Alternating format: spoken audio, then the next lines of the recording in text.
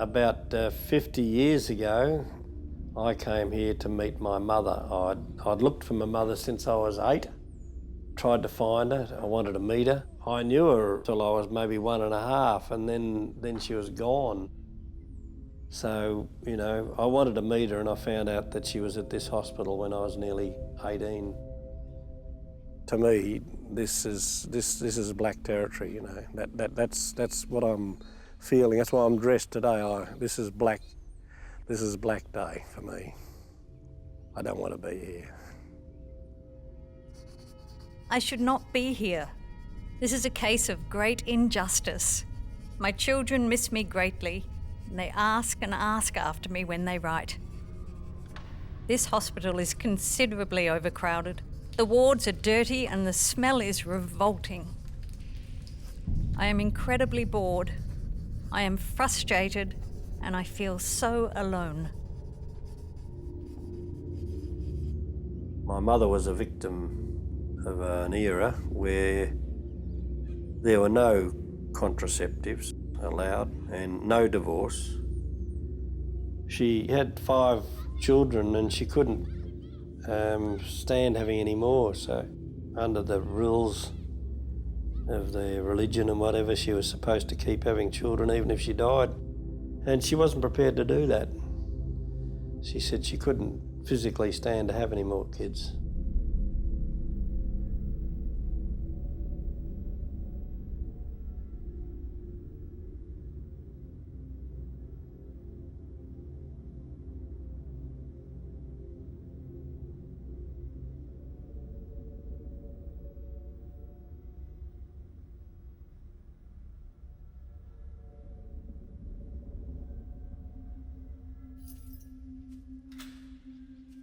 In those days, I soon found out that psychiatric problems were hereditary. I was always scared of growing up with the same disability.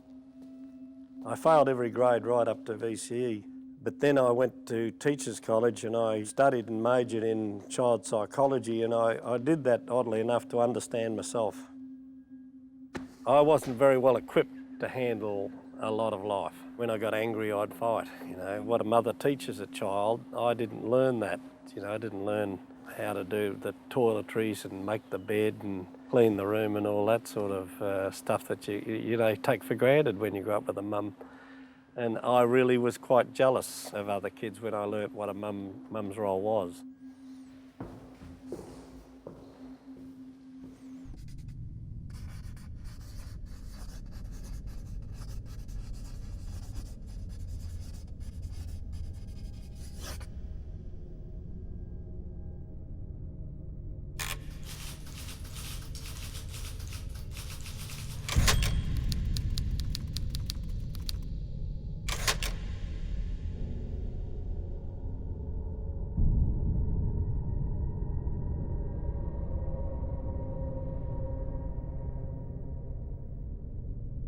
That tells it all. I mean, why would you keep someone locked up because they were a threat to some prominent person's reputation?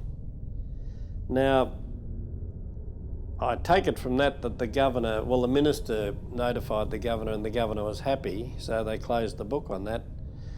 Well, I don't think the director closed the book on it because afterwards he had a ship down to Melbourne and had her experimentally operated on.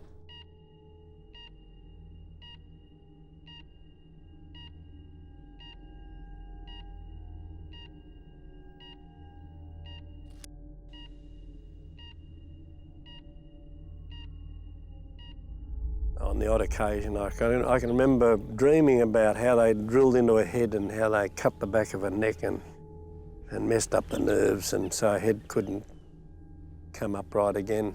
I remember waking up crying and dreaming about that.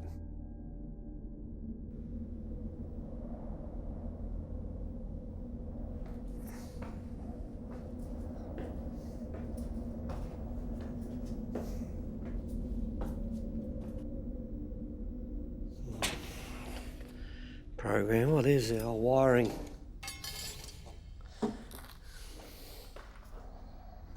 That, and look at what else I've got.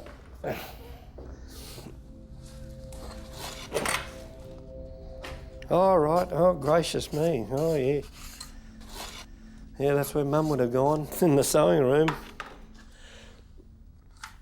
Yeah, that was the sewing room. That was the linen room. That's where she worked.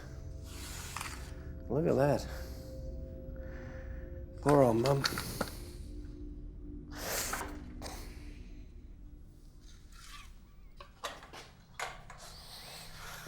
Oh, I just felt that that's where she spent a life, you know. That was where she went to the job each day, you know. Work at the linen room commences. My work pronounced excellent. My conduct during the whole of my stay here has been, as matron says, perfect.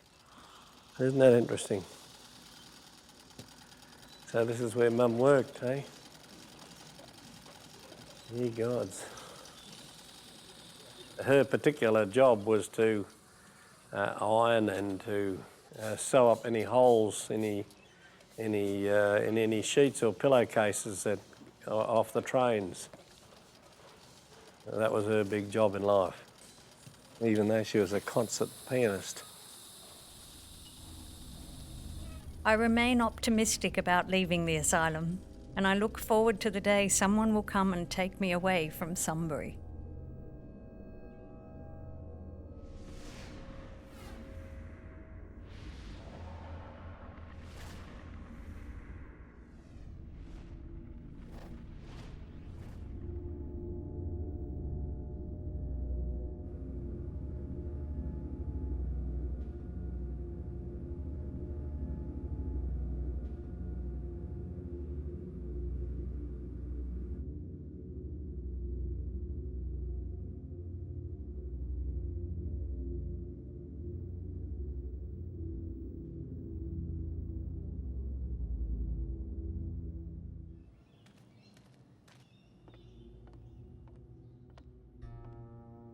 When Mum was released, she was understandably disorientated.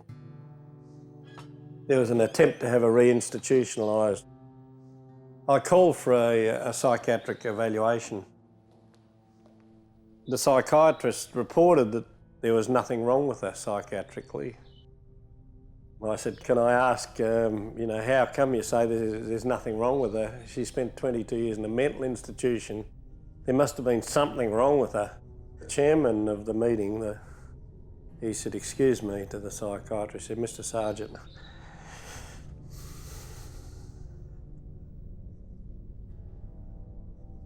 he said, I'd like to answer this. He said, there's nothing wrong with your mum. Never has been. The worst possible description you could give is she's mildly eccentric.